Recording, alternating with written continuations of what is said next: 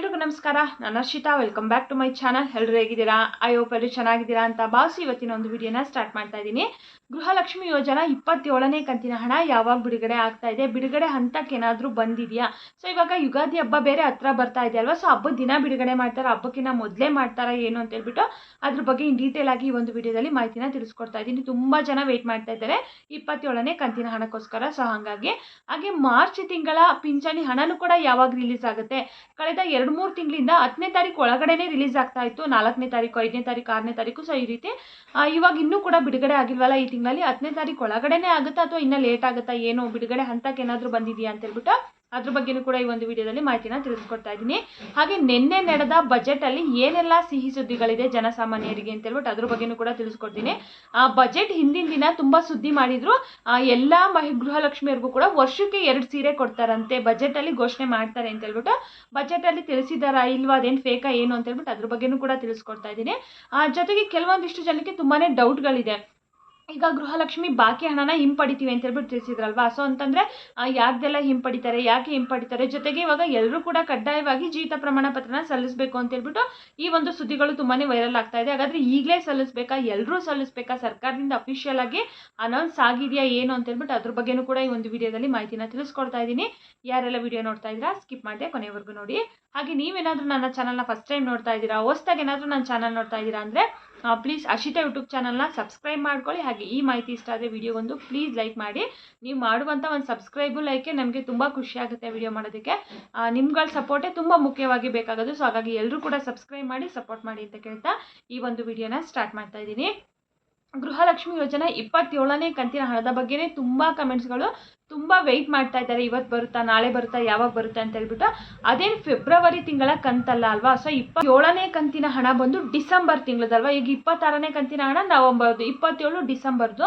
So ಇವಾಗ total ನಮಗೆ ಎಷ್ಟು ಕಂತು ಬರಬೇಕು ಅಂತ ಹೇಳ್ಬಿಟ್ಟು ಫಸ್ಟ್ ತಿಳ್ಕೊಳ್ಳೋಣ. ಡಿಸೆಂಬರಿಂದ ಬರಬೇಕು. 27ನೇ ಕಂತಿನ ಹಣ ಡಿಸೆಂಬರ್ದು. ಸೊ ಡಿಸೆಂಬರಿಂದ ಬರಬೇಕು. ಡಿಸೆಂಬರ್, ಜನವರಿ, ಫೆಬ್ರವರಿ. ಹಾಗೆ 2025 ಫೆಬ್ರವರಿ, ಮಾರ್ಚ್, ಟೋಟಲ್ 5 ಕಂತಿನ ಹಣ ಬರಬೇಕು. ಇವಾಗ 27ನೇ ಕಂತಿನ ಹಣ ಬಂದು ಡಿಸೆಂಬರ್ 2025. ಇವಾಗ ಕ್ಲಿಯರ್ ಆಗಿ ಗೊತ್ತಾಯ್ತು ಅನ್ಕೋತೀನಿ. ಟೋಟಲ್ 5 ಕಂತಿನ ಹಣ ಕೊಡಬೇಕು. ಸೊ ಹಾಗಾಗಿ ಹೊಸ ಕಂತೇನಲ್ಲ, ಅಂದ್ರೆ ಆ ಬ್ಯಾಲೆನ್ಸ್ ಇರುವಂತದಲ್ವಾ? ಸೊ ಹಾಗಾಗಿ ಎಲ್ರಿಗೂ ಕೂಡ ಎಕ್ಸ್ಪೆಕ್ಟ್ ಇದ್ದೇ ಇರುತ್ತೆ, ಇವಾಗ ಬಿಡುಗಡೆ ಮಾಡ್ತಾರೆ, ಇವತ್ತು ಮಾಡ್ತಾರ, ನಾಳೆ ಮಾಡ್ತಾರ ಅಂತ ಹೇಳ್ಬಿಟ್ಟು. ಫೆಬ್ರವರಿದಾದ್ರೆ ಬಿಡು, ಈಗ ಮಂತ್ ಮುಗ್ದಿದೆ, ಇನ್ನೊಂದು ವಾರ ಬಿಟ್ಕೊಡ್ತಾರೆ, 10 ದಿನ ಬಿಟ್ಕೊಡ್ತಾರೆ, 15 ದಿನ ಬಿಟ್ಕೊಡ್ತಾರೆ ಅಂತ ಹೇಳ್ಬಿಟ್ಟು ಕಾಯ್ಬೋದಿತ್ತು. ಸೊ ಇದು ಆ ಬ್ಯಾಲೆನ್ಸ್ ಇರುವಂತ ಕಂತಾಗಿರೋದ್ರಿಂದ ಎಲ್ಲರೂ ತುಂಬಾನೇ ವೆಯ್ಟ್ ಮಾಡ್ತಾನೆ ಇರ್ತಾರೆ, ಇವತ್ತು ಬರುತ್ತೆ, ನಾಳೆ ಬರುತ್ತೆ ಅಂತ ಹೇಳ್ಬಿಟ್ಟು. ಸೊ ಈ ತಿಂಗಳಲ್ಲಂತೂ 100% 27ನೇ ಕಂತಿನ ಹಣ ಬಂದೇ ಬರುತ್ತೆ. ಬಟ್ ಆದರೆ ಯಾವಾಗ ಬರುತ್ತೆ ಅಂತ ಹೇಳ್ಬಿಟ್ಟು ಎಕ್ಸ್ಪೆಕ್ಟ್ನ ಮಾಡೋಕ್ಕಾಗಲ್ಲ. ಯುಗಾದಿ ಹಬ್ಬ ಬೇರೆ ಹತ್ರ ಇರೋದ್ರಿಂದ ಆಲ್ಮೋಸ್ಟ್ ಒಂದು 70 to 80% ಬರಬಹುದು ಅಂತ ಹೇಳ್ಬಿಟ್ಟು ಎಕ್ಸ್ಪೆಕ್ಟನ್ನ ಮಾಡ್ಬೋದು. ಯಾಕಂತಂದರೆ ಇವಾಗ ನಿನ್ನೆ ಬಜೆಟಲ್ಲೂ ಕೂಡ ಗೃಹಲಕ್ಷ್ಮಿ ಯೋಜನೆಗೆ ಅಂತ ಹೇಳ್ಬಿಟ್ಟು ಇಷ್ಟು ಹಣನ ತೆಗೆದಿಟ್ಟಿದ್ದಾರೆ. ಜೊತೆಗೆ ಇವರು ಆಲ್ಮೋಸ್ಟ್ ಹಬ್ಬಗಳಲ್ಲೂ ಕೂಡ ಗೃಹಲಕ್ಷ್ಮಿ ಹಣನ ರಿಲೀಸ್ ಮಾಡ್ತಾ ಇರೋದ್ರಿಂದ ಯುಗಾದಿ ಹಬ್ಬ ಒಂದು ದೊಡ್ಡ ಹಬ್ಬನೇ ಅಲ್ವಾ ಹಿಂದೂಗಳಿಗೆ. ಸೊ ಹಾಗಾಗಿ ಆ ಹಬ್ಬದ ದಿನನೂ ಕೂಡ ರಿಲೀಸ್ ಮಾಡ್ಬೋದು ಅಂತ ಹೇಳ್ಬಿಟ್ಟು ಎಲ್ರಿಗೂ ಕೂಡ ತುಂಬ ಹೋಪ್ಸ್ ಇದೆ. ಆಲ್ಮೋಸ್ಟ್ ಕೆಲವೊಂದಿಷ್ಟು ಚಾನಲಲ್ಲಿ 100% ಯುಗಾದಿ ಹಬ್ಬಕ್ಕೆ ಕೊಡ್ತಾರೆ ಅಂತ ತಿಳಿಸ್ತಾ ಇದ್ದಾರೆ. ಕೆಲವೊಂದಿಷ್ಟು ಜನ ಇಲ್ಲ ರಿಲೀಸೇ ಆಗೋಗಿದೆ, ಇಷ್ಟು ಜಿಲ್ಲೆಗೆ ಬಂದಿದೆ, ಅಷ್ಟು ಜಿಲ್ಲೆಗೆ ಬಂದಿದೆ ಅಂತ ಹೇಳ್ಬಿಟ್ಟು ತಿಳಿಸ್ತಾ ಇದ್ದಾರೆ. ಖಂಡಿತವಾಗ್ಲೂ ಯಾವ ಜಿಲ್ಲೆಗೂ ಕೂಡ ಇನ್ನೂ ಬಂದಿಲ್ಲ.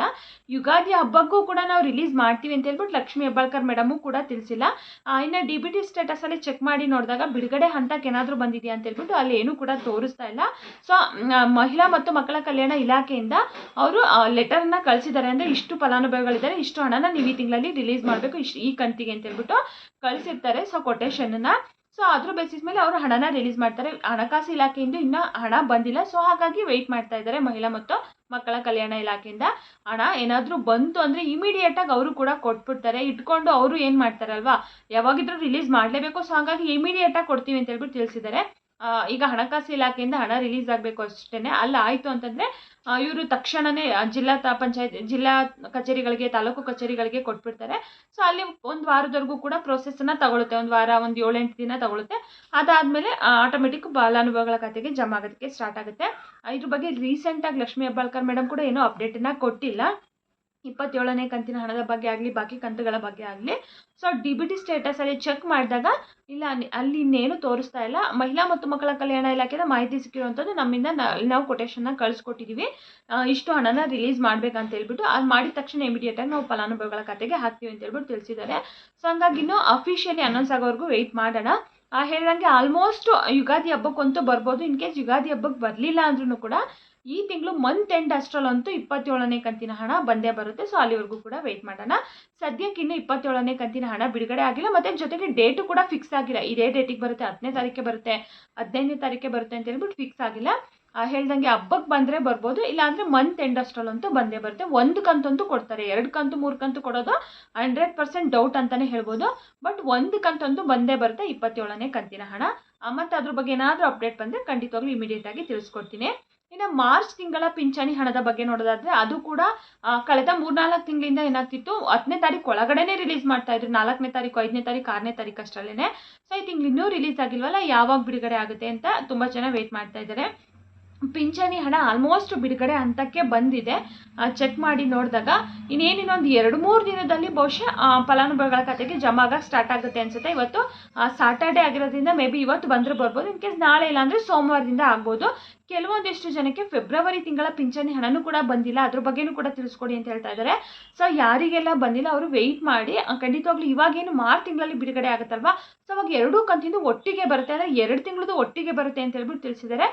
ಆಲ್ಮೋಸ್ಟ್ ಪಿಂಚಣಿ ಹಣನೂ ಕೂಡ 2-3 ತಿಂಗಳಿಂದ ಗೃಹಲಕ್ಷ್ಮಿ ಯೋಜನಾ ಹಣ ಏನಾಗ್ತಾ ಇದಲ್ವಾ, ಲಾಸ್ಟಲ್ಲಿ ಒಂದು 10-15% ಫಲಾನುಭವಿಗಳಿಗೆ ಪೆಂಡಿಂಗ್ ಉಳ್ಕೊಳ್ಳುತ್ತಲ್ಲ, ಸೊ ಅದೇ ರೀತಿ ಇದು ಕೂಡ ಪೆಂಡಿಂಗ್ ಆಗ್ತಾ ಇದೆ. ಸೊ ಹಂಗಾಗಿ ಅಷ್ಟೇ, ನಿಮಗೆ 1 ತಿಂಗಳು ಮಾತ್ರ ಬಂದಿಲ್ಲ ಅಂತಂದರೆ ವೆಯ್ಟ್ ಮಾಡಿ, ಈ ತಿಂಗಳು ಬಿಡುಗಡೆ ಆದಮೇಲೆ ಬರುತ್ತೆ.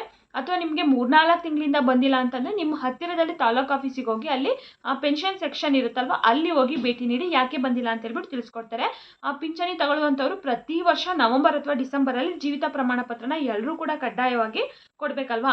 ಇನ್ ಕೇಸ್ ಏನಾದರೂ ನೀವು ಕೊಟ್ಟಿಲ್ಲ ಅಂತಂದರೆ ಅದನ್ನು ಕೊಡಬೇಕಾಗತ್ತೆ ಮತ್ತೆ, ಅಥವಾ ಕೊಟ್ಟಿದ್ರು ಕೂಡ ಬರ್ತಾ ಇಲ್ಲ ಅಂತಂದರೆ ಒಂದ್ಸರಿ ಅಲ್ಲಿ ಹೋಗಿ ಚೆಕ್ ಮಾಡಿಸಿ ಯಾಕೆ ಬಂದಿಲ್ಲ ಏನು ಅಂತ ಹೇಳ್ಬಿಟ್ಟು ಕ್ಲಿಯರಾಗಿ ತಿಳಿಸ್ಕೊಡ್ತಾರೆ.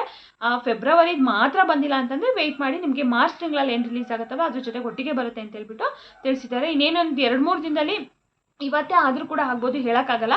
ಸೊ ಬಿಡುಗಡೆ ಹಂತಕ್ಕೆ ಬಂದಿರೋದ್ರಿಂದ ಎನಿ ಟೈಮ್ ಯಾವಾಗ ಬೇಕಿದ್ರೂ ಕೂಡ ಪಿಂಚಣಿ ಹಣ ಜಮಾ ಆಗೋಕ್ಕೆ ಸ್ಟಾರ್ಟ್ ಆಗ್ಬೋದು. ಸೊ ಏನಾದರೂ ಜಮಾ ಆಯಿತು ಅಂತಂದರೆ ಯಾರು ವಿಡಿಯೋ ನೋಡ್ತಾ ಇರುವಂಥವ್ರು ಪ್ಲೀಸ್ ತಿಳಿಸ್ಕೊಡಿ, ಓಕೆನಾ. ಇನ್ನು ನಿನ್ನೆ ನಡೆದ ಬಜೆಟಲ್ಲಿ ಏನೆಲ್ಲ ಸಿಹಿ ಸುದ್ದಿಗಳಿದೆ ಅಂತ ನೋಡೋದಾದರೆ ಆಲ್ಮೋಸ್ಟ್ ಏನೂ ಕೂಡ ಅಂತ ಖುಷಿ ಪಡುವಂಥ ಸುದ್ದಿಗಳು ಯಾವುದೇ ರೀತಿ ಬಜೆಟಲ್ಲಿ ನಮಗೆ ಸಿಕ್ಕಿಲ್ಲ ಅಂತಲೇ ಹೇಳ್ಬೋದು. ಬಜೆಟ್ ಹಿಂದಿನ ದಿನ ತುಂಬ ಸುದ್ದಿ ಆಯಿತು. ಎಲ್ಲ ಗೃಹಲಕ್ಷ್ಮಿಯರಿಗೆ ವರ್ಷಕ್ಕೆ 2 ಸೀರೆನ ಕೊಡ್ತಾರಂತೆ ಉಚಿತವಾಗಿ, ಗೃಹಲಕ್ಷ್ಮಿ ಯೋಜನಾ ಹಣದ ಜೊತೆ ಅಂತ ಹೇಳ್ಬಿಟ್ಟು ತಿಳಿಸಿದ್ರು. ಬಟ್ ಸರ್ಕಾರದಿಂದ ಏನು ಅಫಿಷಿಯಲ್ ಆಗಿ ಅನೌನ್ಸ್ ಮಾಡಿರಲಿಲ್ಲ, ಬಟ್ ಇಲ್ಲಿ TV ಮಾಧ್ಯಮಗಳಲ್ಲೇ ತಿಳಿಸಿದ್ರು ಕೊಡ್ತಾರೆ ಹಾಗೆ ಹಿಂಗೆ ಅಂತ ಹೇಳ್ಬಿಟ್ಟು. ಸೊ ನಿನ್ನೆ ಬಜೆಟಲ್ಲಿ ಯಾವುದೇ ರೀತಿ ಘೋಷಣೆನೂ ಕೂಡ ಮಾಡಿಲ್ಲ. ಎಷ್ಟೋ ಜನ ಖುಷಿಯಾಗಿರುತ್ತೆ, ಎಷ್ಟೋ ಜನ ಸ್ಟೇಟಸಲ್ಲೂ ಕೂಡ ನೋಡಿದ್ದೆ ನಾನು, ಮಹಿಳೆಯರು ಇನ್ನು ಮುಂದೆ ಗಂಡನ ಹತ್ರ ಸೀರೆ ಕೇಳೋದೇ ಬೇಡ, ಸರ್ಕಾರದಿಂದ 2 ಸೀರೆನ ಕೊಡ್ತಾರೆ ವರ್ಷಕ್ಕೆ ಅಂತ ಹೇಳ್ಬಿಟ್ಟು. ಸೊ ಈ ರೀತಿ ಎಲ್ಲ ತುಂಬ ಸ್ಟೇಟಸ್ಗಳನ್ನ ಹಾಕಿದ್ರು.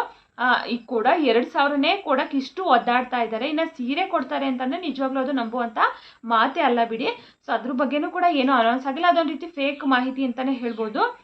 ಸೊ ನಾನು ವಿಡಿಯೋದಲ್ಲಿ ತಿಳಿಸಿದೆ, ಬಟ್ ಏನು ಹೇಳಿದೆ ಅಂತಂದರೆ ಅಫಿಷಿಯಲಿ ಅನೌನ್ಸ್ ಆಗಿಲ್ಲ ಸರ್ಕಾರದಿಂದ. ಸೊ ಅಫಿಷಿಯಲಿ ಅನೌನ್ಸ್ ಆಯಿತು ಅಂತಂದರೆ ಅದನ್ನು ನಂಬೋದು, ಸುಮ್ಮನೆ ನಂಬೋಕ್ಕಾಗಲ್ಲ. ಇನ್ನೇನು ಬಜೆಟಿಗೆ ಒಂದೇ ದಿನ ಇದೆ ಅಲ್ವಾ, ಕಾಯ್ದು ನೋಡೋಣ ಬಜೆಟಲ್ಲಿ ಏನಾದರೂ ಅನೌನ್ಸ್ ಮಾಡ್ತಾರಾ ಅಂತ ಹೇಳ್ಬಿಟ್ಟು ತಿಳಿಸಿದೆ. ಸೊ ಬಜೆಟಲ್ಲೂ ಕೂಡ ನೆನ್ನೆ ಅನೌನ್ಸ್ ಆಗಲಿಲ್ಲ, ಅದೊಂದು ರೀತಿ ಫೇಕ್ ನ್ಯೂಸ್ ಅಂತಲೇ ಹೇಳ್ಬೋದು. ಹೇಳ್ದಂಗೆ ತುಂಬ ಜನ ಹೇಳ್ತಾ ಇದ್ರು ಅವ್ರು ಕೂಡ 2,000ನೇ ಕೊಡೋಕೆ ಒದ್ದಾಡ್ತಾ ಇದ್ದಾರೆ. ಫಸ್ಟ್ ಅದನ್ನು ಕರೆಕ್ಟಾಗಿ ಕೊಡಲಿ, ಆಮೇಲೆ ಸೀರೆ ಕೊಡೋದು ಇದ್ದೇ ಇರೋದು, ಕೊಡಲಿ ಆಮೇಲೆ ನೋಡೋಣ. ಫಸ್ಟ್ ಈಗ ಏನು ಬ್ಯಾಲೆನ್ಸ್ ಇದೆ ಎಲ್ಲ ಫಸ್ಟ್ ಕ್ಲಿಯರ್ ಮಾಡಲಿ, ತಿಂಗಳ ಇವ್ರು ಕರೆಕ್ಟಾಗಿ ದುಡ್ಡನ್ನ ಕೊಡಲಿ, ನಮಗೆ ಸೀರೆನೇ ಬೇಕಾಗಿಲ್ಲ ಅಂತ ಹೇಳ್ಬಿಟ್ಟು ತುಂಬ ಜನ ಹೇಳ್ತಾ ಇದ್ರು. ಅದು ಒಂದು ರೀತಿ ನಿಜ ಅಂತಲೇ ಹೇಳ್ಬೋದು. ಇವಾಗ 5 ಕಂತುಗಳನ್ನ ಪೆಂಡಿಂಗ್ ಇಟ್ಕೊಂಡು ಇವರು ಸೀರೆ ಕೊಟ್ಟರು ಅಂತಂದರೆ ಯಾರಿಗೆ ಖುಷಿ ಆಗುತ್ತೆ? ಸೀರೆ ಒಂದು 300, 400, 500 ರೂಪಾಯಿಂದ ಕೊಟ್ಬಿಡ್ತಾರೆ.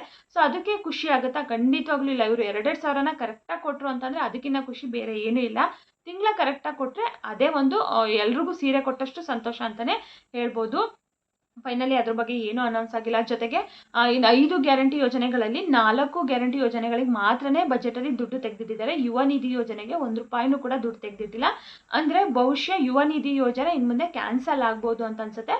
ಇವಾಗ ಯುವ ನಿಧಿ ಯೋಜನೆ ಹಣನೂ ಕೂಡ ನವೆಂಬರ್ವರೆಗೂ ಕೊಟ್ಟಿದ್ದಾರೆ, ಡಿಸೆಂಬರಿಂದ ಕೊಟ್ಟಿಲ್ಲ ಅಂತ ಹೇಳ್ಬಿಟ್ಟು ಮಾಹಿತಿ ಸಿಕ್ಕಿದೆ. ಡಿಸೆಂಬರ್, ಜನವರಿ, ಫೆಬ್ರವರಿ 3 ತಿಂಗಳದ್ದು ಕೊಡಬೇಕು. ಸೊ ನಿನ್ನೆ ನಡೆದ ಬಜೆಟಲ್ಲಿ ಯುವ ನಿಧಿ ಯೋಜನೆಗಂತೂ 1 ರೂಪಾಯಿ ಹಣನೂ ಕೂಡ ತೆಗೆದಿಟ್ಟಿಲ್ಲ.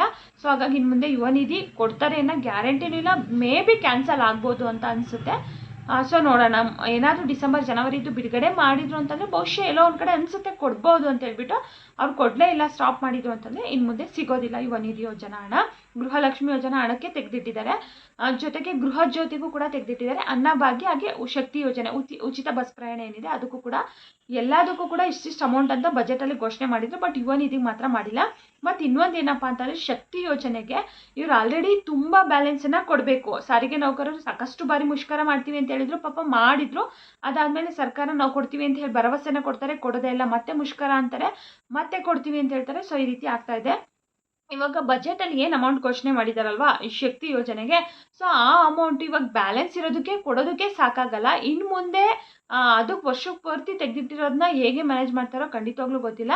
ಸೊ ವಿರೋಧ ಪಕ್ಷದವ್ರು ಅದನ್ನೇ ತಿಳಿಸ್ತಾ ಇದ್ದಾರೆ, ತುಂಬ ಸಾಲದ ಬಜೆಟ್ ಇದು ಅಂತ ಹೇಳ್ಬಿಟ್ಟು ತಿಳಿಸ್ತಾ ಇದ್ದಾರೆ. ಎಲ್ಲೋ ಒಂದು ಕಡೆ ಅನಿಸುತ್ತೆ ಎಲ್ಲೂ ಕೂಡ ರಾಜ್ಯ ಅಭಿವೃದ್ಧಿ ಆಗ್ತಾ ಇಲ್ಲ. ಮತ್ತು ಇವ್ರಿಗೆ ಗ್ಯಾರಂಟಿ ಯೋಜನೆಗಳಿಗೂ ಕೂಡ ಹಣ ಹೊಂದಿಸೋದಕ್ಕೂ ಕೂಡ ಕಷ್ಟ ಆಗ್ತಾ ಇದೆ. ಎಲ್ಲ ಅಭಿವೃದ್ಧಿ ಆಗೋದೆಲ್ಲ ಇವ್ರು ಇಲ್ಲೇ ಕೊಡ್ತಾ ಇದ್ದಾರಲ್ಲ, ಇನ್ನೇನು ಅಭಿವೃದ್ಧಿ ಆಗುತ್ತೆ ಹೇಳಿ. ಸೊ ನೋಡೋಣ. ಈಗ ಈ ಸರಿ ಎಷ್ಟು ಆಲ್ಮೋಸ್ಟ್ 4 ಲಕ್ಷದ ಹತ್ತತ್ರ ಏನೋ ಬಜೆಟ್ನ ಘೋಷಣೆ ಮಾಡಿದ್ದಾರೆ. ಅದರಂತೆಯೇ ಈ ವರ್ಷನೂ ಕೂಡ ಮಾಡ್ತಾರಾ ಇಲ್ವಾ ಅಂತ ಹೇಳ್ಬಿಟ್ಟು ವೆಯ್ಟ್ ಮಾಡಿ ನೋಡೋಣ. ಕೆಲವೊಂದಿಷ್ಟು ಕಡೆ ಅಭಿವೃದ್ಧಿಗೂ ಕೂಡ ಹಣ ಅಂತ ಹೇಳ್ಬಿಟ್ಟು ತೆಗೆದಿಟ್ಟಿದ್ದಾರೆ. ಸೊ ವೆಯ್ಟ್ ಮಾಡಿ ನೋಡೋಣ ಮಾಡ್ತಾರಾ ಏನು ಅಂತ ಹೇಳ್ಬಿಟ್ಟು. ಸದ್ಯಕ್ಕಂತೂ ಯಾವುದೇ ರೀತಿ ಖುಷಿಯಾಗಲಿ ಸಿಹಿ ಸುದ್ದಿಗಳಾಗಲಿ ಈ ಒಂದು ಬಜೆಟಲ್ಲಿ ಸಿಕ್ಕಿಲ್ಲ. ಅದರಲ್ಲೂ ಬೇಜಾರಾಗೋದಂತಂದರೆ ಯುವ ನಿಧಿ ಒಂದು ಹಣ ತೆಗೆದಿಟ್ಟರೆ ಅದು ಕ್ಯಾನ್ಸಲ್ ಆಗಬಹುದೇನೋ ಅಂತ ಹೇಳ್ಬಿಟ್ಟು ಅಷ್ಟೇ. ಇದಿಷ್ಟು ಬಜೆಟ್ ಬಗ್ಗೆ ಆಯಿತು. ಇನ್ನು ತುಂಬ ಜನರಿಗೆ ಡೌಟ್ ಇದೆ, ಇವಾಗ ಸರ್ಕಾರ ಗೃಹಲಕ್ಷ್ಮಿ ಯೋಜನಾ ಹಣನ ಹಿಂಪಡಿತೀವಿ ಅಂತ ಹೇಳ್ಬಿಟ್ಟು ತಿಳಿಸಿದ್ರು. ಸೊ ಇಲ್ಲಿ ಎಲ್ರದ್ದು ಕೂಡ ಹಿಂಪಡಿಯಲ್ಲ, ಯಾರು ಕೂಡ ಗಾಬರಿ ಆಗೋಕೆ ಹೋಗ್ಬಿಡಿ. ಯಾರೆಲ್ಲ ಸತ್ತಿರೋರ ಹೆಸರಲ್ಲಿ ಇಷ್ಟು ದಿನ ಅಮೌಂಟನ್ನು ತೊಗೊಂಡಿದ್ದಾರೆ ನೋಡಿ, ಅಂಥವ್ರು ಮಾತ್ರನೇ ತೊಗೊಂಡಿರ್ತಾರೆ. ಸೊ ಇವಾಗ ನೀವು ತಗೊಂಡಿಲ್ಲ, ಅಕೌಂಟಲ್ಲೇ ಬಿಟ್ಕೊಂಡಿದ್ದೀವಿ ಅವ್ರದ್ದನ್ನ ಅಂತಂದರೆ ಏನೂ ಪ್ರಾಬ್ಲಮ್ ಇಲ್ಲ, ಅದನ್ನು ಬ್ಯಾಂಕು ರಿಕವರಿ ಮಾಡ್ಕೋತಾರಂತೆ ಅವರೇ ಆಟೋಮೆಟಿಕ್ಕು. ಇನ್ ಕೇಸ್ ನೀವು ತೊಗೊಂಡು ಖರ್ಚು ಮಾಡ್ಕೊಂಡಿದ್ದೀನಿ ಅಂತಂದರೆ ನೀವು ಇವಾಗ ಅಷ್ಟು ಅಮೌಂಟನ್ನು ಅಡ್ಜಸ್ಟ್ ಮಾಡಿ ನೀವು ಕಟ್ಟಬೇಕಾಗುತ್ತೆ ಮತ್ತೆ. ಸೊ ಇವಾಗ ಆಲ್ರೆಡಿ ಸರ್ಕಾರದಿಂದ ಬ್ಯಾಂಕ್ ಮ್ಯಾನೇಜರ್ಸ್ಗಳ ಜೊತೆ ಮಾತುಕತೆ ಆಗಿದೆ. ಸೊ ಅದನ್ನು ಹೇಗೆ ರಿಕವರಿ ಮಾಡ್ಕೋಬೇಕು ಏನು ಅಂತ ಹೇಳ್ಬಿಟ್ಟು, ಯಾರೆಲ್ಲ ಸತ್ತಿರೋದ ಹೆಸರಲ್ಲಿ ಹಣ ಹೋಗಿದೆ ಅದೆಲ್ಲರೂ ಕೂಡ ರಿಕವರಿ ಮಾಡ್ಕೋತಾರಂತೆ. ಸೊ ಅದನ್ನು ಕಂಡುಹಿಡಿಯೋದೇನು ತುಂಬ ಸಿಂಪಲ್ಲಾಗಿ ಏನಾದರೂ ಒಂದು ಟೆಕ್ನಿಕ್ ಹಿಡಿತಾರೆ. ನಿಮ್ಮ ಹತ್ತಿರದಲ್ಲಿ ಅಂಗನವಾಡಿ ಕೇಂದ್ರಗಳಿರ್ತಾರೆ, ಆಶಾ ಕಾರ್ಯಕರ್ತರು ಇರ್ತಾರೆ, ಅವರಿಗೆಲ್ಲ ಮಾಹಿತಿ ಗೊತ್ತೇ ಇರುತ್ತೆ, ಇವ್ರ ಮನೇಲಿ ಇವ್ರು ಸತ್ತೋಗಿದ್ದಾರೆ ಅಂತ ಹೇಳ್ಬಿಟ್ಟು. ಸೊ ಹಾಗಾಗಿ ಅಲ್ಲಿಂದನಾದರೂ ಕೂಡ ತರಿಸ್ಕೋತಾರೆ. ಮತ್ತು ರೇಷನ್ ಕಾರ್ಡಲ್ಲೂ ಕೂಡ KYC ಮಾಡಿಸೋದಕ್ಕೆ ಹೇಳ್ತಾನೆ ಇರ್ತಾರೆ, ಅವಾಗವಾಗ ಅಲ್ಲೂ ಕೂಡ ಗೊತ್ತಾಗುತ್ತೆ. ಮತ್ತು ಡೆತ್ ಸರ್ಟಿಫಿಕೇಟ್ ಕಂಪಲ್ಸರಿ ಸತ್ಮೇಲೆ ಎಲ್ಲರೂ ಕೂಡ ತಗೋತಾರಲ್ವಾ, ಸೊ ಅಲ್ಲೂ ಕೂಡ ನಿಮ್ಮ ಡೀಟೇಲ್ಸ್ಗಳು ಸಿಕ್ಬಿಡುತ್ತೆ. ಹಾಗಾಗಿ ಈಸಿಯಾಗಿ ಡೀಟೇಲ್ಗಳು ಸಿಗುತ್ತೆ. ಯಾರೆಲ್ಲ ಅಮೌಂಟನ್ನು ತೊಗೊಂಡಿದ್ದೀರೋ ಅವ್ರ ಅಮೌಂಟನ್ನು ಅಡ್ಜಸ್ಟ್ ಮಾಡಿ ಇಟ್ಕೊಂಡಿದ್ದು ಯಾವ ಕ್ಷಣದಲ್ಲಿ ಬೇಕಾದರೂ ಕೂಡ ಕೇಳ್ಬೋದು ಅಮೌಂಟನ್ನು ಕೊಡಿ ಅಂತ ಹೇಳ್ಬಿಟ್ಟು, ಅವಾಗ ನೀವು ಕೊಡೋದಕ್ಕೆ ರೆಡಿ ಆಗುತ್ತೆ. ಸೊ ಸತ್ತಿರೋರ ಹೆಸರಲ್ಲಿ ಅಮೌಂಟ್ ತಗೊಂಡಿರೋ ಅಂಥವ್ರು ಮಾತ್ರನೇ ಹಿಂಪಡಿತಾರೆ, ಎಲ್ರದ್ದು ಕೂಡ ಇಲ್ಲ. ಇವಾಗ ಕ್ಲಿಯರ್ ಆಗಿ ಗೊತ್ತಾಯ್ತು ಅನ್ಕೊತೀನಿ.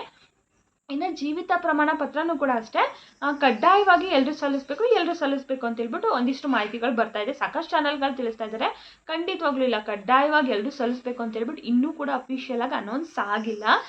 ಆಗೋವರೆಗೂ ಕೂಡ ವೆಯ್ಟ್ ಮಾಡೋಣ. ಅದ್ರ ಬಗ್ಗೆ ಇನ್ನೂ ಚರ್ಚೆ ನಡೀತಾ ಇದೆ, ಹೆಂಗೆ ಮಾಡಬೇಕು ಏನು ಅಂತ ಹೇಳ್ಬಿಟ್ಟು. ಅದೇನಾದರೂ ಅನೌನ್ಸ್ ಆಯಿತು ಅಂತಂದರೆ ನೀವು ಸಲ್ಲಿಸಬೇಕಾಗುತ್ತೆ. ಇನ್ನೂ ಕೂಡ ಅಫಿಷಿಯಲ್ ಆಗಿ ಅನೌನ್ಸ್ ಆಗಿಲ್ಲ ಅಂದರೆ ಯಾರು ಕೂಡ ವರಿ ಮಾಡ್ಕೊಳಕ್ಕೆ ಹೋಗ್ಬಿಡಿ. ನಿಮ್ಗೆ ಹೇಗೆ ಹಣ ಬರ್ತಾ ಇದೆ ಆ ರೀತಿ ಖಂಡಿತವಾಗ್ಲೂ ಹಣ ಬರ್ತಾ ಹೋಗುತ್ತೆ. 27 ಕಂತಿಗೂ ಪ್ರಾಬ್ಲಮ್ ಇಲ್ಲ, 28ಕ್ಕೂ ಕೂಡ ಪ್ರಾಬ್ಲಮ್ ಇಲ್ಲ. ಮತ್ತು ಕೆಲವೊಂದಿಷ್ಟು ಚಾನಲಲ್ಲಿ ತಿಳಿಸ್ತಾರೆ, ಈಗಲೇ ಎಲ್ಲ ದಾಖಲೆಗಳನ್ನ ರೆಡಿ ಮಾಡಿ ಇಟ್ಕೊಳ್ಳಿ, ಒಂದು 2-3 ದಿನ ಅಷ್ಟೇ ಕಾಲಾವಕಾಶನ ಕೊಟ್ಬಿಡ್ತಾರೆ ಸಲ್ಲಿಸೋದಕ್ಕೆ. ಅದಾದಮೇಲೆ ನೀವು ಸಲ್ಲಿಸಲಿಲ್ಲ ಅಂತ ನಿಮಗೆ ದುಡ್ಡು ಬರಲ್ಲ ಅಂತ ಹೇಳ್ಬಿಟ್ಟು ತಿಳಿಸ್ತಾರೆ. ಖಂಡಿತವಾಗ್ಲೂ ಆ ರೀತಿ ಮಾಡೋಕ್ಕಾಗೋದೇ ಇಲ್ಲ. ಯಾಕಂದರೆ ಇಲ್ಲಿ 1,24,00,000 ಜನ ಫಲಾನುಭವಿಗಳಿರೋದು, ಗೃಹಲಕ್ಷ್ಮಿ ಹಣನ ಪಡಿತಾ ಇರುವಂಥವ್ರು. ಅಷ್ಟು ಜನ ಸಲ್ಲಿಸೋದಕ್ಕೆ 2-3 ದಿನದಲ್ಲಿ ಆಗ್ಬಿಡುತ್ತಾ? ಖಂಡಿತವಾಗ್ಲೂ ಇಲ್ಲ. ಆಲ್ಮೋಸ್ಟ್ 1-2 ತಿಂಗಳಾದರೂ ಕೂಡ ಟೈಮ್ ಕೊಡ್ತಾರೆ ಸಲ್ಲಿಸೋದಕ್ಕೆ. ಸೊ ನೀವು ಆರಾಮಾಗಿ ಸಲ್ಲಿಸ್ಬೋದು.